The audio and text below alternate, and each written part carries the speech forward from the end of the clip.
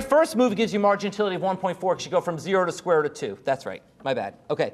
So you go from 0 to square root of 2. So you get a marginal utility of 1.4 for the first movie. From square root of 2 to 2, you get 0.6 for the next movie. From 2 to square root of 6, you get 0.45 for the third movie. From square root of 6 to square root of 8, so you only get 0.38 from the fourth movie, and so on. So the key point is that these marginal utilities are ever decreasing. Each additional movie gives you less incremental utility.